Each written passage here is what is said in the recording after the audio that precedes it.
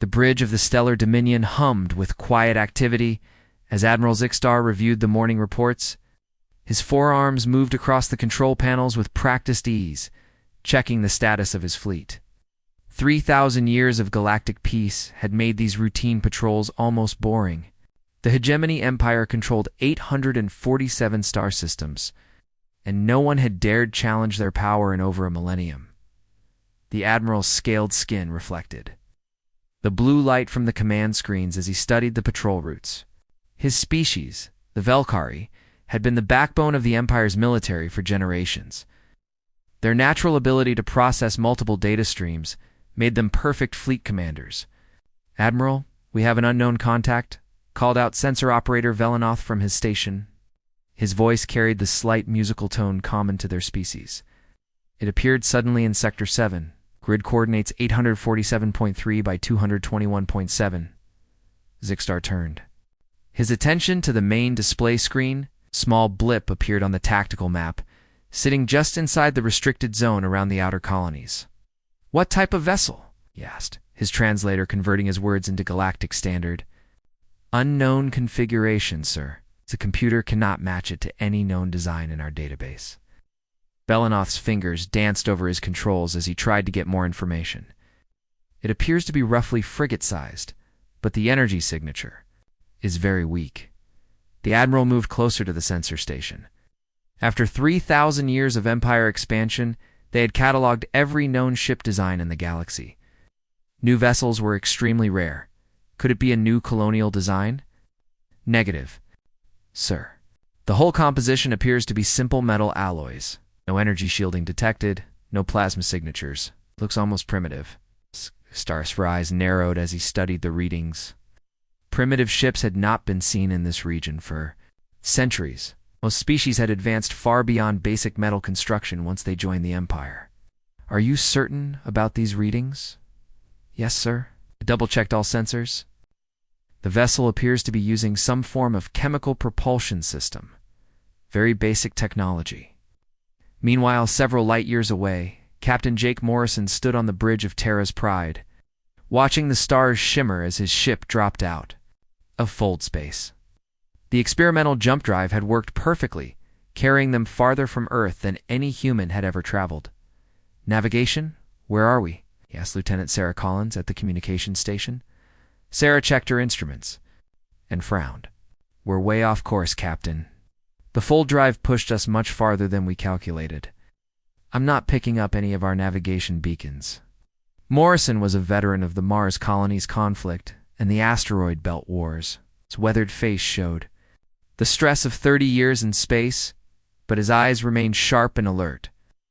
The Terra's Pride was humanity's first deep space exploration vessel, equipped with their most advanced technology. "Any signs of inhabited systems?" Morrison asked as he settled into his command chair. "Scanning now, sir," replied Navigator Lisa Adams from her station. "I'm detecting multiple energy signatures throughout this region. Very advanced technology, much more sophisticated than anything we have." Morrison felt a chill run down his spine. First contact with alien civilizations had always been theoretical. Now they might be facing the reality. "Are they detecting us?" "Unknown, Captain. Our stealth systems are active, but we don't know how effective they'll be against alien sensors." Back on the Stellar Dominion, Admiral Zixstar made his decision. A primitive vessel in restricted space was a perfect opportunity for his junior officers to practice first contact procedures. It had been decades since they had encountered any new species.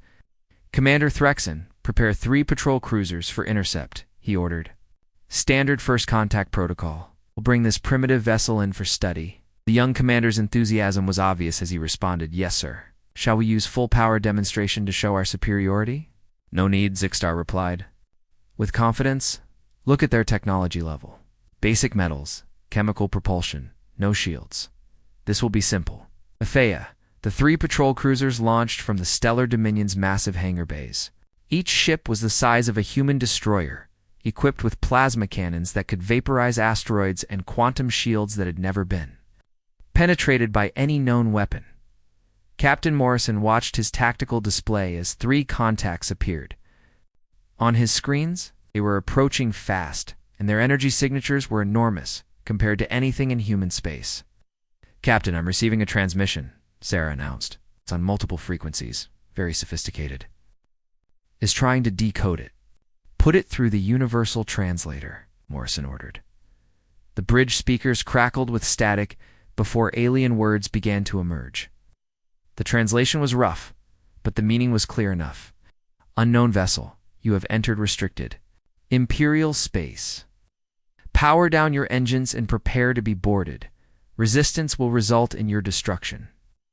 Morrison looked around his bridge at his crew. These were experienced military personnel who had served in conflicts across the solar system. They understood the situation immediately. "Weapons. What's our status?" asked Chief Weapons Officer Danny Torres. "All railgun batteries are online, Captain. Point defense systems are ready. We have a full load of guided missiles in the tubes. Shields. Don't have energy shields like they seem to, Captain. Just our armor plating and point defense." Morrison considered their options. 3 alien warships against 1 human vessel? The odds were terrible, but surrendering meant becoming prisoners of an unknown alien empire. His crew looked to him for leadership. "All hands, this is the captain," he announced over the ship's communication system. "We are facing first contact. With an alien species, they have demanded our surrender. As representatives of humanity, we will not go quietly." Battle stations. The crew moved with practiced efficiency. Years of training and combat experience took over as they prepared for what might be humanity's first interstellar battle. On the approaching Valkyrie cruiser, Commander Threxen studied the primitive human vessel, showed no signs of powering down as ordered. Instead, several sections of the hull were opening, revealing what appeared to be crude weapon systems. "Commander, the primitive vessel is not complying," reported his tactical officer. "They appear to be preparing some form of defensive posture." Laughed, a sound like musical chimes. "Primitive kinetic weapons against our quantum shields. This should be amusing. Target their propulsion systems. We'll disable them quickly." The 3 Valkyrie cruisers moved into attack formation, their plasma cannons charging with deadly energy. Their shields shimmered with protective force fields that had stopped every weapon. Known to galactic science, Captain Morrison watched the aliens approach with growing tension. "Denny, target the lead ship. Wait for my command." "Targeted, Captain." "Railgun batteries ready. Stara, send a message on all frequencies. Tell them we are explorers from Earth, and we mean no harm to anyone. But we will defend ourselves if attacked." The message transmitted across space, but the alien ships continued their approach. Their weapons were clearly charging for an attack. "Captain, they're not responding to our message," Sarah reported. "Energy signatures are increasing on all 3 ships." Morrison made his decision. His crew was ready. Terra's pride might be outnumbered, but they would show these aliens what human determination could accomplish. All weapons, fire at will. Human railguns spoke with silent fury, accelerating tungsten rounds to incredible velocities. The projectiles crossed the distance between ships in seconds, aimed with computer precision at the lead alien vessel. What happened next would change the course of galactic history forever. The tungsten rounds from Terra's Pride crossed the void between ships at 20% the speed of light. Commander Threxen watched his tactical display with casual interest, expecting to see the primitive projectiles bounce harmlessly off his quantum shields. Instead, his world exploded into chaos. The first railgun round punched through the lead, at cruiser's shields as if they did not exist. The tungsten projectile, moving at relativistic speed, tore through the ship's hull like paper. Secondary explosions rippled along the vessel's length as critical systems failed. "Possible," Threxen whispered as damage reports flooded his bridge. "Shields at 0%. Hull breach in sections 4 through 7. We're losing atmosphere." His tactical officer stared at his instruments in shock. "Commander, how did primitive kinetic weapons penetrate our shields?" "I don't know," Threxen replied, his voice shaking. "Those projectiles should have been deflected. Our shields stop everything." The second and third railgun rounds struck moments later. The damaged cruiser's engines exploded in brilliant flashes of plasma. The ship began tumbling out of control. its crew struggling to prevent total destruction. On the stellar Dominion, sensor operator Velenoth frantically recalibrated his equipment. "Admiral, there must be an error in our readings. The primitive vessel appears to have damaged the lead cruiser." Admiral Zixstar moved quickly to the sensor station. "Show me the weapon signatures." The display screen filled with data that made no sense. "Sir, the humans are firing solid metal projectiles at significant percentages of light speed.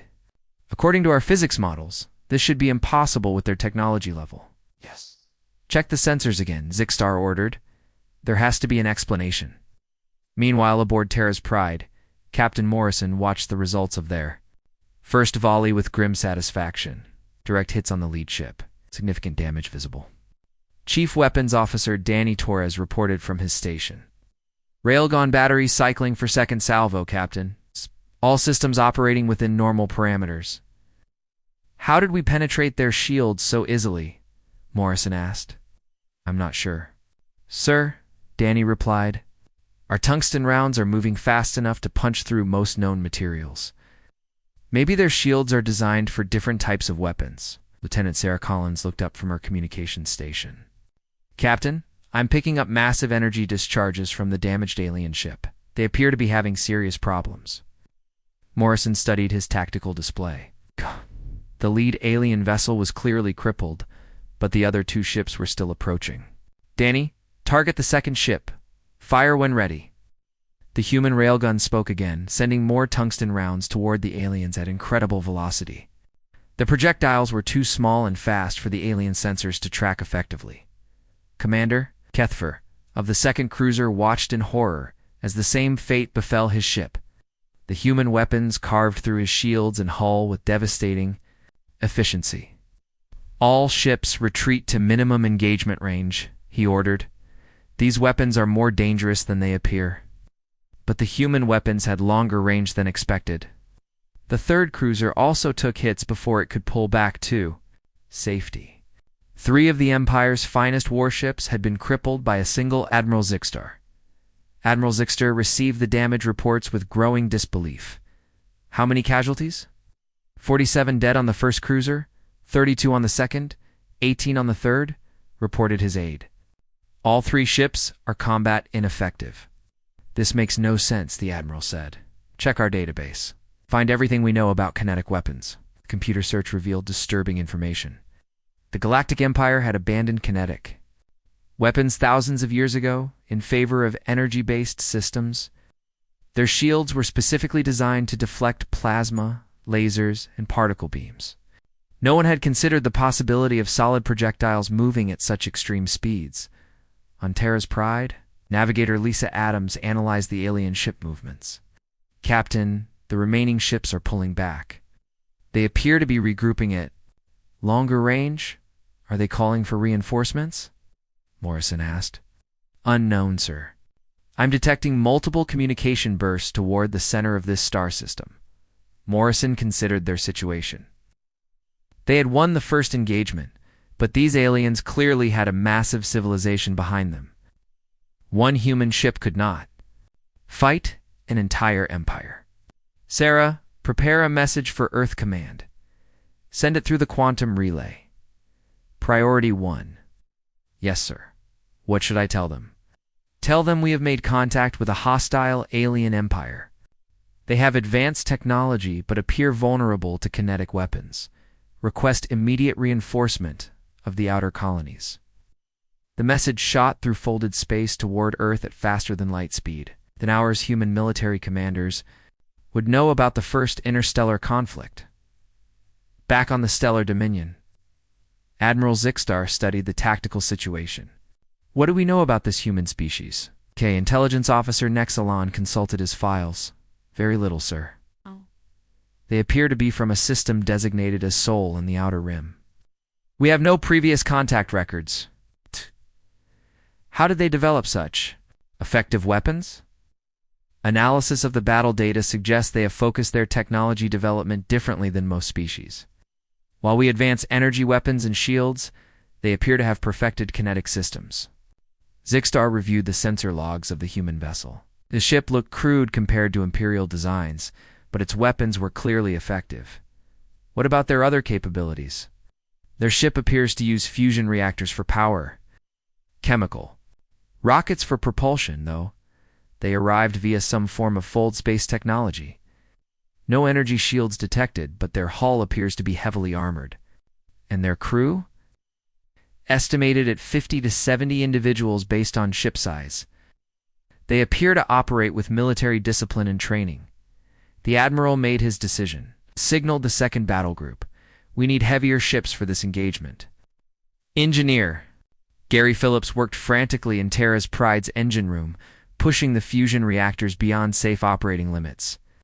The railguns required enormous amounts of power to accelerate their projectiles to relativistic speeds. How are we doing on power? Captain Morrison asked over the intercom. We can maintain current fire rates for about 30 minutes, Gary replied. After that, we'll need to reduce power to prevent reactor overload. Understood. The human crew worked with the efficiency born of years of military service. Unlike the Empire's peaceful civilization, humanity had never stopped fighting wars. Every human in space had combat experience from the Mars Rebellion, the asteroid, mining conflicts, or the outer colony disputes. Chief Medical Officer Diane Wells treated the minor injuries from combat maneuvers. The high acceleration turns required to avoid alien weapons put significant stress on human bodies, but they were designed to handle it. How are the crew holding up? Morrison asked when he visited the medical bay. Better than expected, Captain. Human physiology seems well suited for this type of combat. We can handle higher acceleration forces than most species probably can. Morrison nodded. Humans had evolved on a heavy gravity world, making them naturally stronger and more durable than many alien species. It was another advantage they had not expected. The tactical display showed new contacts approaching from deeper in the system. Larger ships, with much stronger energy signatures. The real battle was about to begin. All hands prepare for incoming enemy reinforcements, Morrison announced. We've shown them that humans don't surrender easily. Now we need to prove that. We can win. The crew responded with determination. They were representatives of their entire species now, and they would not let humanity down. The Empire was about to learn what happened when you threatened human beings. Admiral Zixtar activated the emergency communication channel to the High Council on the Imperial Capital World. The holographic projector flickered to life, showing the stern faces of the Empire's ruling body.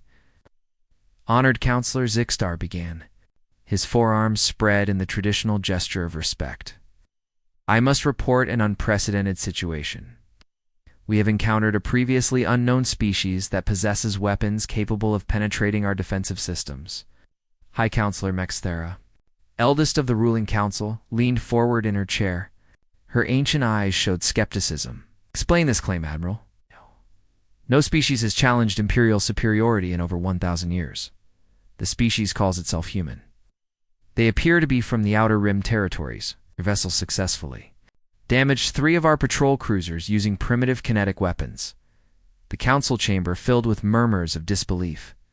Counselor Veldan spoke up. Kinetic weapons? Admiral, such technology was abandoned millennia ago. Our shields makes them completely useless. That is what we believed, Honored Counselor. However, these humans have developed kinetic systems that fire projectiles at significant percentages of light speed. Ow. Our quantum shields were designed to deflect energy weapons, not solid matter moving at such velocities. High Counselor Mexthera S.E. Expression darkened. Are you telling us that our entire defensive doctrine has a fundamental weakness?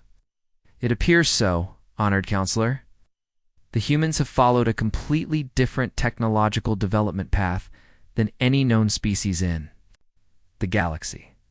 The silence in the council chamber was deafening.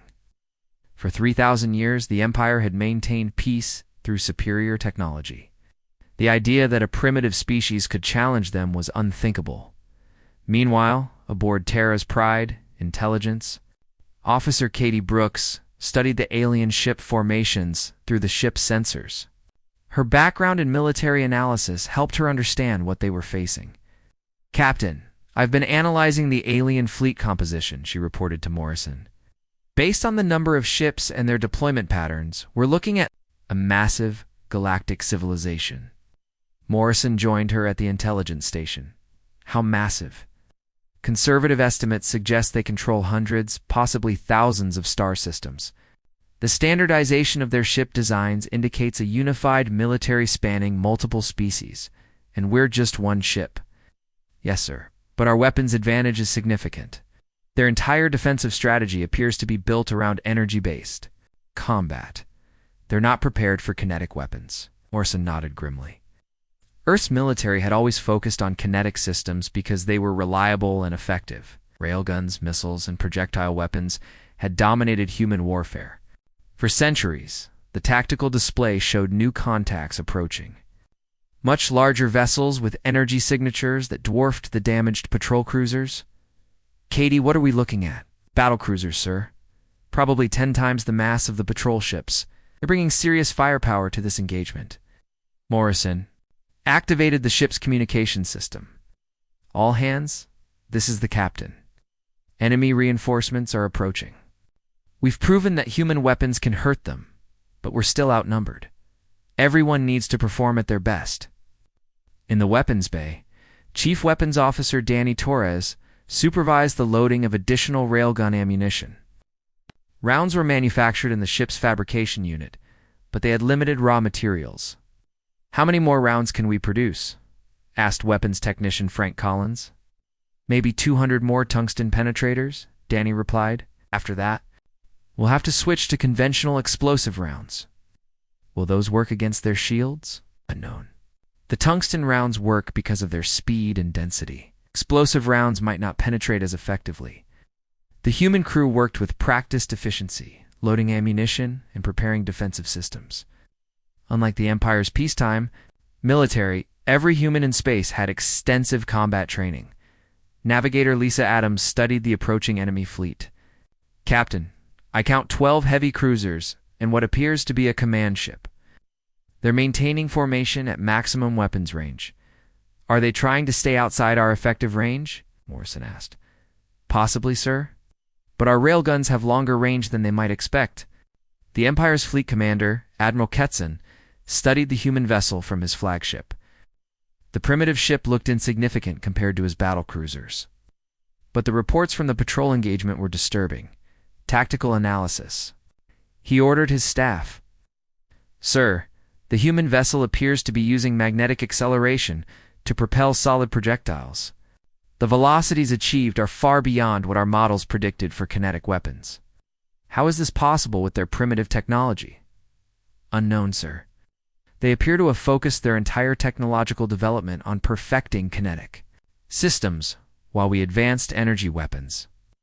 Admiral Ketson considered his options. The High Council had ordered him to capture the human vessel for study, but that might prove more difficult than expected. Deploy the fleet in defensive formation. We'll probe their capabilities before committing to full engagement. Back on Terra's Pride, engineer Steve Henderson monitored the ship's power systems. The railguns drew enormous amounts of energy from the fusion reactors, pushing them close to their limits. Captain, we're operating at 90% reactor capacity, he reported.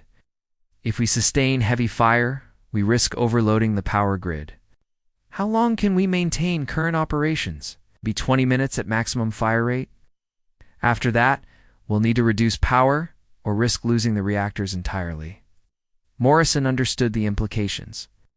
They had a limited window to inflict maximum damage before their power advantage disappeared. Danny, prepare for concentrated fire on the lead enemy vessel. We need to make every shot count. The human railguns began their deadly work again. Tungsten rounds accelerated to incredible speeds, crossing the distance to the enemy fleet in seconds. The alien ships tried to maneuver, but the human weapons were too fast to dodge. The first battle cruiser took multiple hits. Its quantum shields flickered and failed under the kinetic assault. The tungsten penetrators carved through the ship's hull, causing massive internal damage. Admiral Ketson watched in shock as his flagship sister ship began to break apart. How are they penetrating our shields? The projectiles are moving. Too fast for our defensive systems to track. They're hitting us before we can respond. Return fire. All weapons. Maximum power. The Empire's plasma cannons spoke with devastating force. Beams of superheated energy lanced toward the human ship at light speed. But Terra's pride was not defenseless. The human point defense systems activated. Arrays of computer-controlled Gatling cannons filled space with intercepting fire. The rapid-fire weapons created a defensive barrier around the ship, destroying incoming plasma bolts before they could reach their target.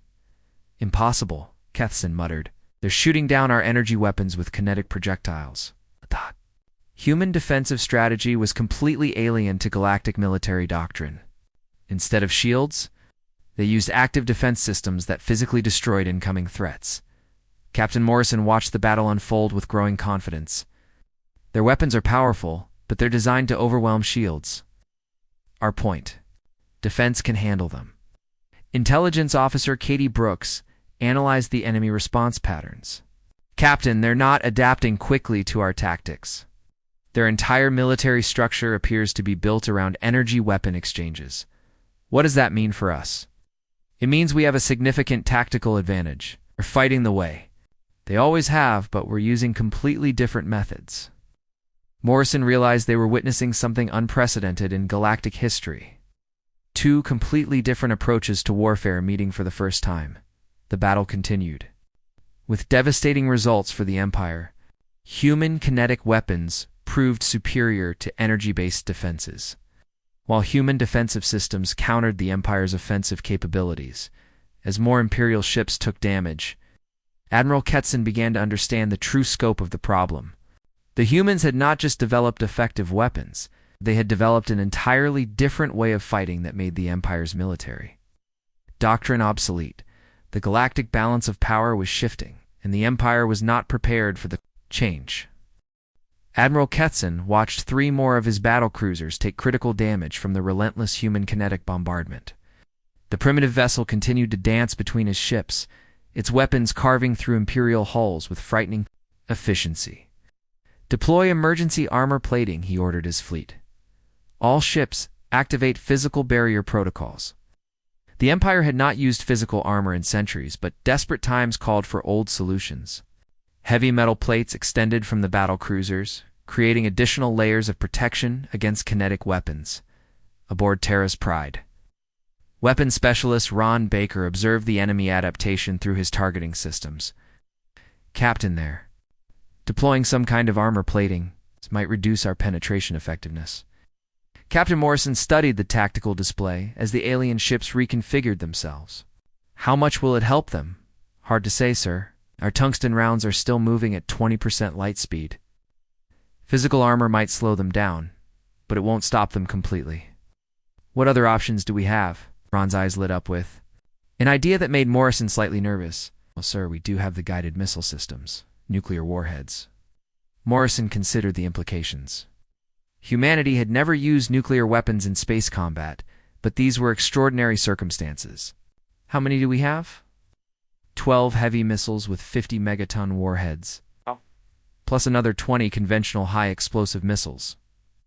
The nuclear weapons won't affect their ships if they have radiation shielding. No, sir, but the explosive force might damage their hulls even through their shields.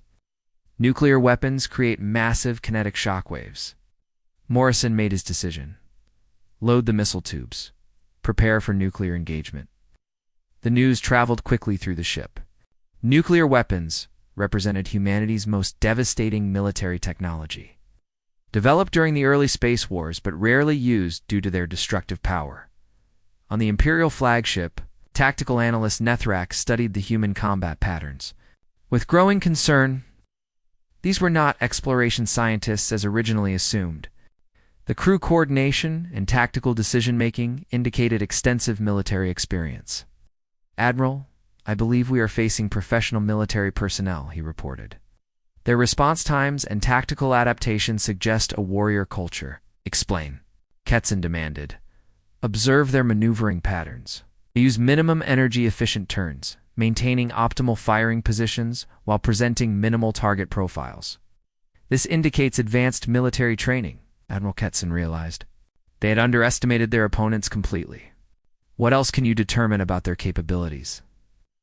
Their ship appears to carry artificial intelligence systems that adapt during combat. Their targeting accuracy has improved significantly since the engagement began. Meanwhile, in Terra's Pride's computer core, Lieutenant Tony Garcia worked closely with the ship's artificial intelligence system. The AI, nicknamed Alice by the crew, continuously analyzed enemy movement patterns and optimized human weapon targeting. "Alice, what's your assessment of enemy defensive capabilities?" Tony asked. "Enemy armor plating reduces kinetic penetration by approximately 30%, the AI responded in its synthesized voice. "However, concentrated fire on the same target location will achieve breakthrough." "What about their energy weapons?" "Enemy plasma systems operate on predictable firing cycles. Point defense interception rate currently at 94% effectiveness." Tony relayed this information to the bridge. The human advantage was holding, but the enemy was learning to adapt. Captain Morrison received a priority communication. From Earth through the quantum relay system, Admiral Helen Stone's voice crackled through the speakers. "Morrison, we've received your first contact report. How serious is the situation?" "Very serious, Admiral. We're facing a galactic empire with thousands of ships. They have advanced technology, but our kinetic weapons are effective against their defenses." "Understood. Dispatching the 2nd and 3rd fleets to your location. Estimated arrival time is 72 hours, Admiral. That might be too late. We're currently engaged with 12 enemy battle cruisers, and they're calling in more reinforcements." "Do what you can, Captain. Humanity is counting on you." The transmission ended, leaving Morrison with the weight of representing his entire species in this first interstellar conflict. Medical Officer Diane Wells moved through the ship, checking on crew members during the intense battle. The high acceleration maneuvers required to avoid enemy fire put significant stress on human bodies. "Are you holding up, Steve?" she asked Engineer Steve Henderson in the reactor room. "Better than expected, Doc." "These aliens seem to have evolved in lower gravity environments. Their ships can't pull the same acceleration we can." Diane nodded. "Humans had evolved on Earth's heavy gravity, making them naturally stronger and more resilient than many alien species." "Any injuries from the maneuvering?" "Nothing serious. A few bruises from hard turns, but the crew is handling it well." The physical advantages were becoming apparent throughout the engagement. Human reactions were faster. Their tolerance for acceleration was higher. Their endurance exceeded what the aliens expected. Back in the weapons bay, Ron Baker prepared the nuclear missiles for launch. The 50-megaton warheads represented firepower that could devastate entire cities on Earth. "Missiles loaded and ready, Captain," he reported to the bridge. "Target the enemy flagship. If we can take out their command ship, it might disrupt their coordination." "Understood, sir." Nuclear missiles armed and targeted. Admiral Ketson received reports from his damaged ships with growing alarm. The humans were not just surviving the engagement, they were winning it decisively. "Sir, we have 43 casualties across the fleet," his aide reported. 5 ships are combat ineffective, and the others have significant damage. "What about the human vessel?" "Minimal damage detected. Their point defense systems are intercepting most of our fire." Ketson realized he was facing a military disaster. A single primitive ship was defeating his entire battle group. The implications for the Empire were staggering. "Signal the dreadnought." "Division," he ordered. "We need heavier weapons." The dreadnoughts were the Empire's most powerful warships, each the size of a small moon. Their plasma cannons could destroy asteroids, and their shields could withstand the combined fire of entire fleets. Captain Morrison observed the new contacts appearing on his tactical display. The energy signatures were enormous, dwarfing everything they had faced so far. "Katie, what are we looking at?" Intelligence Officer Katie Brooks analyzed the sensor data with growing concern. "Captain, those are capital ships. Dreadnought class. Each one probably masses more than our entire colonial fleet." "How many?" 3 confirmed, possibly more incoming. Morrison realized they had reached the limits of what one ship could accomplish. Even with their weapons advantage, fighting dreadnoughts would require different tactics. "Ron, prepare the nuclear missiles for immediate launch. We need to hit them before they get in range. Ready to fire, Captain? Launch all missiles." Target: the lead dreadnought. Terra's Pride released its nuclear arsenal into space. 12 missiles accelerated toward the massive enemy ships, their nuclear warheads representing humanity's most destructive weapons. The Empire had never faced nuclear weapons in space combat. Their defensive systems were designed to intercept plasma bolts and energy beams, not physical missiles carrying fusion warheads. Admiral Kethson watched the approaching missiles with confusion. "What type of weapons are those?" "Unknown, sir. They appear to be self-guided projectiles, with some form of explosive warhead. Intercept them with point defense systems." The Empire's defensive systems tried to target the incoming missiles, but human stealth technology made them difficult to track. Several missiles penetrated the defensive screen and reached their targets. The nuclear explosions lit up space with miniature suns. 50 megaton warheads detonated against the dreadnought's hull, creating massive shockwaves that buckled armor plating and overloaded shield generators. For the first time in galactic history, an Imperial dreadnought took significant damage from enemy fire. The balance of power in the galaxy was shifting, and both sides were beginning to understand the full implications of this first contact between two completely different approaches to warfare. The nuclear explosions against the Imperial dreadnought sent shockwaves through both fleets. Admiral Ketson stared at his tactical display in disbelief as damage reports flooded in from his flagship. "Hull breach in sections 12 through 18, his damage control officer reported. "Shield generators offline. We're losing atmosphere on multiple decks." The massive dreadnought, which had never taken serious damage in 3,000 years of service, was crippled by weapons the Empire had forgotten existed. Nuclear technology had been abandoned by galactic civilization as too dangerous and primitive. Captain Morrison watched the results of their nuclear strike with mixed feelings. The dreadnought was damaged but still functional, and his ship was running low on both conventional ammunition and nuclear missiles. "Status report," he called to his crew. "We have 4 nuclear missiles remaining," weapons specialist Ron Baker reported. "Conventional railgun ammunition is down to 30%. Power systems are holding, but we're running hot," engineer Steve Henderson added. "The reactors can't sustain this level of output much longer." Morrison knew they were approaching the limits of what Terra's Pride could accomplish alone. One human ship had fought an entire Imperial fleet, but the enemy kept bringing in reinforcements. On the bridge of the damaged dreadnought, Admiral Kethson faced the most difficult decision of his career. The primitive humans had proven they could damage even the Empire's most powerful ships. Continuing the battle would likely result in the destruction of his entire fleet. "Admiral, we're receiving a communication from the High Council," his aide announced. The holographic projector displayed High Counselor Mexthera's stern face. "Admiral, what is your status?" "Honored Counselor, the human vessel has damaged our dreadnought with some form of fusion explosive device. Our fleet has suffered significant casualties." "How is this possible? You command the finest ships in the galaxy." "The humans fight differently than any species we have encountered. Their weapons and tactics are completely outside our experience." High Counselor Mexthera considered the implications. The Empire's military doctrine was based on 3,000 years of unopposed superiority. If a single primitive ship could challenge their finest fleet, what did that mean for Imperial security? "Admiral, I am authorizing the use of planet-killer weapons." Kethson felt a chill run through his body. Planet killers were the Empire's ultimate weapons, capable of destroying entire worlds. They had not been used in over a millennium. "Honored Counselor, surely that is excessive for a single ship." "This is not about one ship, Admiral. This is about the stability of the Empire. If word spreads that primitive humans can defeat our forces, it could encourage rebellion in hundreds of systems." Meanwhile, aboard Terra's Pride, Intelligence, Officer Katie Brooks detected massive energy signatures approaching from the outer system.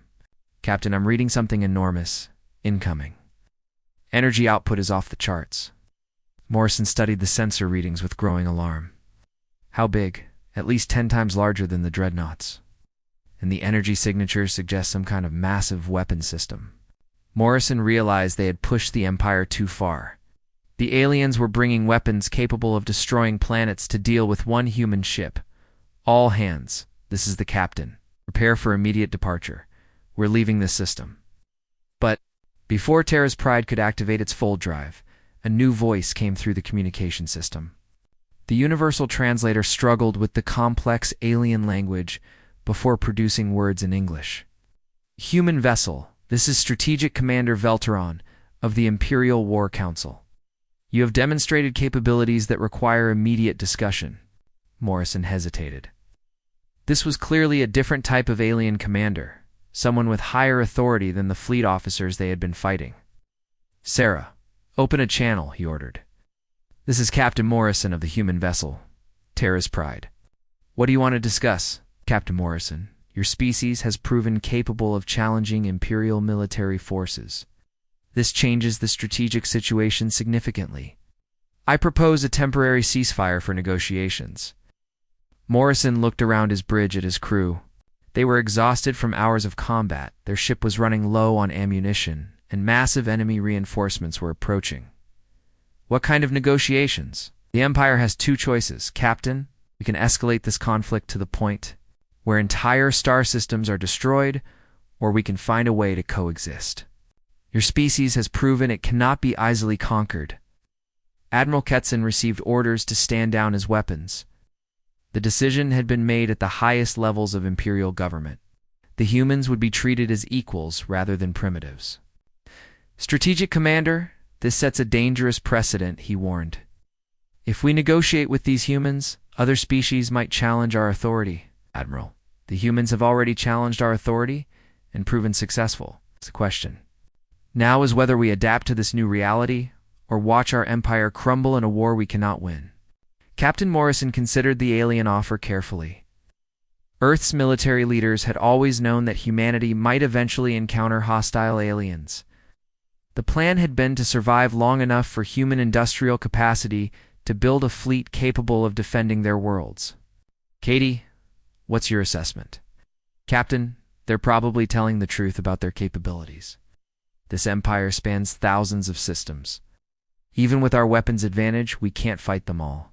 But they can't easily conquer us either. Exactly, sir. We've proven that human technology can hurt them. That gives us leverage in negotiations. Morrison made his decision. Strategic Commander Velteron, I'm willing to discuss terms. But any agreement must include guarantees for human territorial sovereignty. Agreed, Captain. I am transmitting coordinates for a neutral meeting location. Engineer Gary Phillips worked to bring Terra's Pride systems back to normal operational levels. The combat had pushed everything to its limits, but human engineering had proven remarkably robust. How bad is the damage?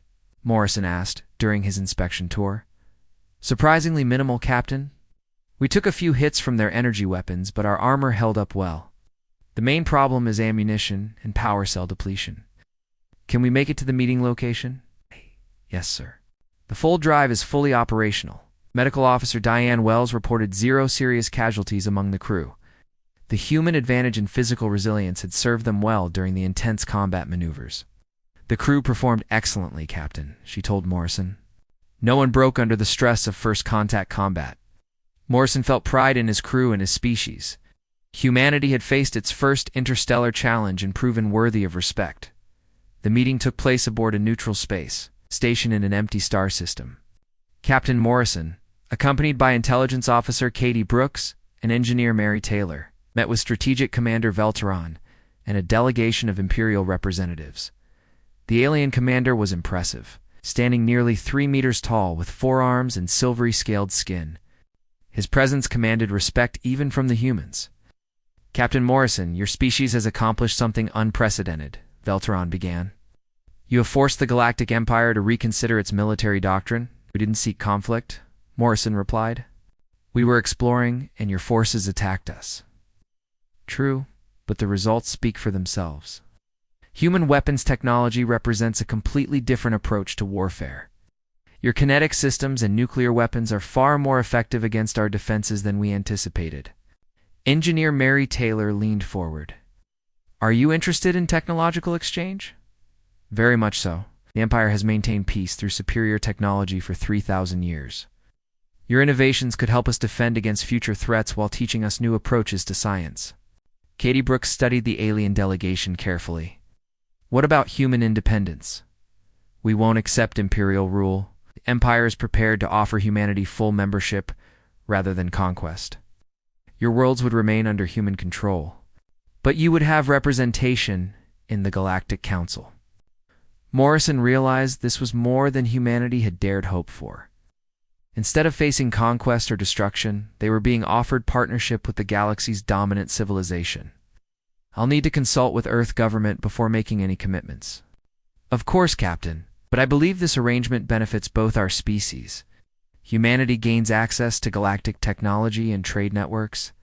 The Empire gains new military innovations and a fresh perspective on scientific development. Negotiations continued for hours, establishing the framework for humanity's entry into galactic civilization. Terra's pride had accomplished more than just winning a battle. They had secured humanity's place among the stars as equals rather than subjects. When the talks concluded, Captain Morrison looked out at the stars with new understanding. Humanity was no longer alone in the universe, and they had proven themselves worthy of respect through courage, innovation, and determination. The Galactic Empire had learned that technological superiority was not absolute. Different approaches to science and warfare could challenge even the most established powers. The humans had taught them that diversity of thought and method was valuable. As Terra's pride prepared for the journey home, Morrison reflected on how much had changed.